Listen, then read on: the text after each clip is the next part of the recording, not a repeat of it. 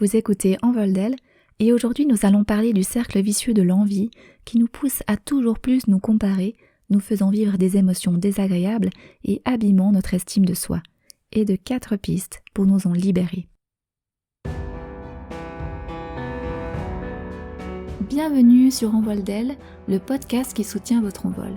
Je suis Rachel, coach certifiée, et j'aborde avec vous des thèmes de développement personnel pour nous permettre de nous épanouir et vivre des relations harmonieuses. Bonjour! Dans cet épisode, nous parlerons de l'envie au sens de convoitise, de jalousie que l'on peut ressentir à la vue du bonheur ou des avantages de quelqu'un. Cette envie survient car nous nous livrons à des comparaisons avec les autres. En effet, nous vivons en société et nous avons donc tous ce réflexe de nous comparer les uns aux autres. C'est humain et en premier lieu, c'est souvent inconscient. De plus, nous en tirons un bénéfice lorsque la comparaison nous est favorable, car elle va alors nous rassurer. On peut se rappeler comme on comparait nos notes à l'école avec nos camarades de classe, comme on pouvait se sentir rassuré d'avoir fait mieux qu'un tel en dictée qui était quand même le meilleur de la classe en français. Le pendant négatif, c'est lorsque la comparaison nous est défavorable, quand on a fait moins bien qu'une telle qui normalement faisait toujours une pêche en dictée. Il semble que lorsque nous nous sentons insatisfaits ou que notre estime est un peu fragile, nous allons nous livrer très fréquemment à des comparaisons sociales. Et alors, Christophe André, psychiatre, nous apprend que plus l'on va se comparer aux autres, plus nous aurons tendance à vivre des émotions désagréables. Des émotions désagréables comme les regrets, la culpabilité, l'envie, la jalousie ou l'insatisfaction. L'envie, c'est cette émotion désagréable que nous pouvons ressentir lorsque nous voyons quelqu'un posséder quelque chose que nous n'avons pas et que nous souhaiterions bien avoir. Ce que nous envions, cela peut être la reconnaissance, le bonheur, le succès professionnel, l'aisance matérielle, les relations épanouies. Nous aurons plutôt tendance à nous sentir envieux de personnes plus ou moins proches et surtout avec qui nous pouvons nous comparer socialement. Il est rare que l'envie nous prenne en comparaison de quelqu'un de très éloigné de nous, socialement parlant, comme un milliardaire par exemple. Par contre, les milliardaires entre eux peuvent être envahis par l'envie face à celui qui a un plus gros bateau, une plus belle maison, une plus grande audience. Christophe André, psychiatre, distingue l'envie de la jalousie. Cette dernière est plutôt relative à la crainte de perdre quelque chose que nous avons déjà. On peut être jaloux de notre conjoint ou nous surveillerons ses faits et gestes dans la crainte qu'il voie quelqu'un d'autre. Ou jaloux d'une amie qui se traduira sous forme d'un lien d'amitié quasi exclusif. Les deux émotions peuvent évidemment être ressenties en même temps.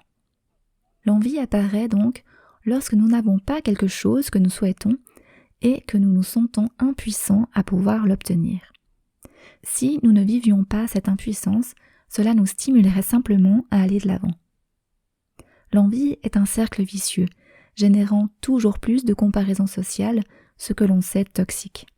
Elle induit un sentiment de ratage personnel. J'aimerais ça, mais je ne suis pas capable de l'obtenir. Elle finit par aboutir à une vision maladive des avantages des autres, très destructrice pour l'estime de soi. Alors que peut-on faire pour se libérer du cercle vicieux de l'envie et des comparaisons? Nous allons explorer 4 pistes aujourd'hui pour ça. 1.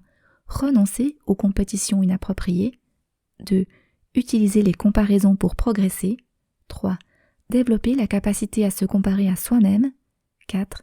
Transformer l'envie en stimulation à agir. Première piste, renoncer aux compétitions inappropriées. Nous pouvons nous trouver dans un milieu social ou professionnel très compétitif. Certaines compétitions peuvent être stimulantes pour persévérer et progresser, et d'autres peuvent se révéler malsaines pour nous, provoquant l'envie. Essayons d'identifier ces compétitions dans lesquelles nous jouons consciemment ou malgré nous, et renonçons aux compétitions dont nous n'avons pas besoin ou que l'on n'a pas choisies. Cela me fait penser à la comparaison et compétition des jardins entre voisins. Un voisin installe des petits nains de jardin tout mignons et quelques temps plus tard, comme par hasard, le voisin d'à côté en a également, mais en plus grand nombre ou mieux ouvragé. Ou alors à la comparaison et compétition sociale qui peuvent se jouer avec les images sur Instagram, Facebook ou autres réseaux sociaux. Voir le bonheur, le succès ou les trucs super cool que les autres vivent ou font, présentés sous un jour parfait bien sûr, peut nous faire croire qu'ils vivent ça tout le temps et nous donner une fausse image de ce qu'est le bonheur, de ce qu'est la vraie vie. Cela me fait penser aussi aux diktats de l'apparence et des marques. Est-ce que vraiment je souhaite continuer cette compétition sociale ? Et si vous êtes parent comme moi, qu'est-ce que je souhaite transmettre à mes enfants à ce propos ? Renonçons aux compétitions sociales inappropriées, cela nous libérera de la pression et de l'envie. Pour ce qui concerne les réseaux sociaux, une manière très simple, c'est déjà de limiter le temps qu'on y passe. Donc on peut par exemple décider de n'y passer qu'un temps délimité à l'avance par jour.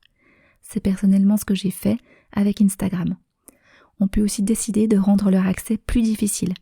C'est ce que j'ai fait avec Facebook en retirant l'application de mon téléphone. Je ne peux m'y rendre que via mon ordinateur et j'y passe du coup naturellement beaucoup moins de temps. Apprenons à porter un regard critique sur les compétitions auxquelles nous participons consciemment ou malgré nous et renonçons à celles qui sont malsaines pour nous. Deuxième piste, utilisez les comparaisons pour progresser. Nous apprenons beaucoup par l'apprentissage social, c'est-à-dire en observant les autres. Nous en apprenons le meilleur et le moins bon également. Les modèles, ceux que nous aimerions être comme, et les anti-modèles, ceux que nous n'aimerions pas être comme, nous ont façonnés et nous façonnent encore consciemment ou inconsciemment. Nous nous sommes construits largement par l'imitation dans notre enfance et cela continue à l'âge adulte. Pour cette raison, choisissons consciemment les personnes que nous admirons ou dont nous souhaitons nous inspirer. Profitons aussi d'observer et d'apprendre des exemples et des contre-exemples que nous donne chaque journée. Nos comparaisons, au lieu d'être évaluatives, elle a plus ou moins que moi, peuvent devenir des observations et des sources d'apprentissage. Qui est-ce que j'admire ? Et qu'est-ce qui m'inspire chez cette personne ? Ou à l'inverse, à qui ne voudrais-je pas du tout ressembler et pourquoi ? Comme c'est une réponse en creux, cela veut dire que cela montre ce que nous ne voulons surtout pas, nous pouvons ensuite nous demander pour découvrir le plein, quel est le contraire de ça ? La réponse nous dira ce que nous aimerions reproduire. Par exemple, si je ne veux pas du tout ressembler à cette personne qui raconte des mensonges et des bobards pour se faire bien voir, cela signifie en plein que ce que j'aimerais reproduire, c'est de dire la vérité et d'être authentique. Utilisons nos comparaisons en observation et en source d'apprentissage. Troisième piste, développer la capacité à se comparer à soi-même. Au lieu de se comparer aux autres, avec les désagréments que nous venons de voir, nous pouvons apprendre à nous comparer avec nous-mêmes. Cela veut dire voir notre évolution, nos progrès par rapport à qui nous étions ou ce que nous faisions quelques mois ou années auparavant, ou nous comparer nous-mêmes dans nos bons et nos mauvais jours. Cela a l'avantage certain de rester dans notre sphère d'influence directe, puisqu'il s'agit de nous uniquement. C'est aussi très encourageant ou très révélateur lorsque nous prenons le temps de nous retourner sur le chemin parcouru et de constater ce qu'il s'est passé. C'est quelque chose que j'encourage aussi chez nos enfants. Au lieu de comparer leurs notes avec les autres ou leurs résultats sportifs avec les autres, je les encourage à regarder avec leurs propres résultats précédents et à les mettre en lien avec les efforts et les stratégies qu'ils ont mis en place pour y parvenir ou qui ont mené à ce résultat.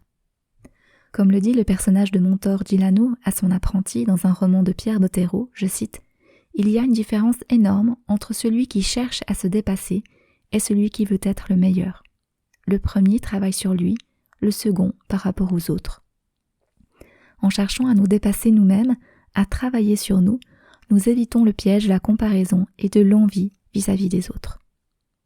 Quatrième piste, transformer l'envie en stimulation à agir. Pour cela, nous pouvons mener l'enquête à l'intérieur de nous en nous demandant ce qui nous fait envie vraiment tout au fond. Et quand on envie quelque chose, parfois ce n'est pas la chose en elle-même qui est importante, mais comment nous pensons qu'elle nous fera sentir et ce qu'elle nous permettra de vivre. On peut se demander, si j'avais ce nouveau téléphone, cette promotion, ces superbes vacances sur une île lointaine paradisiaque, comment est-ce que je me sentirais ? Et qu'est-ce que ça me permettrait de vivre ? Comment je me sentirais pointera vers des émotions agréables, par exemple, se sentir enthousiaste, stimulé, joyeuse ou décontractée. Et est-ce que ça me permettra de vivre indiquera nos besoins, par exemple, besoin de nouveauté, d'accomplissement ou de repos.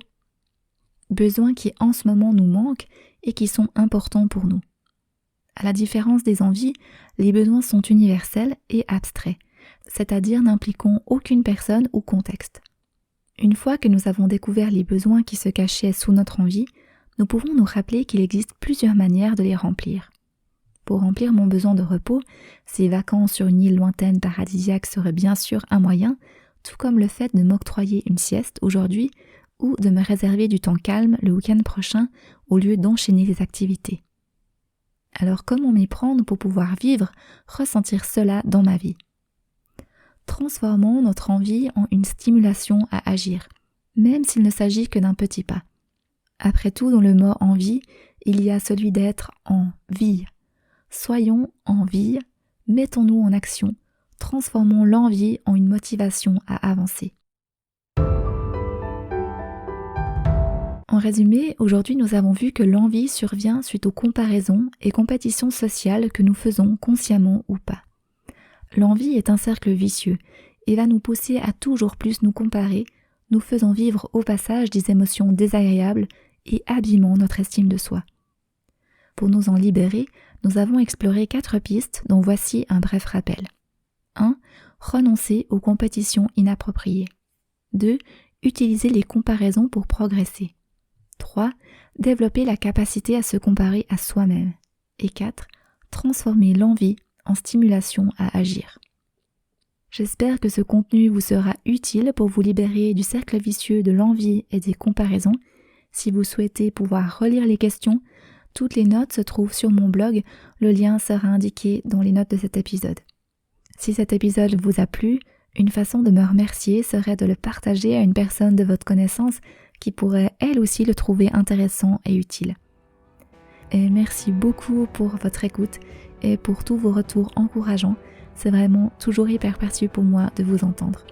Sur ce, je vous dis à tout bientôt.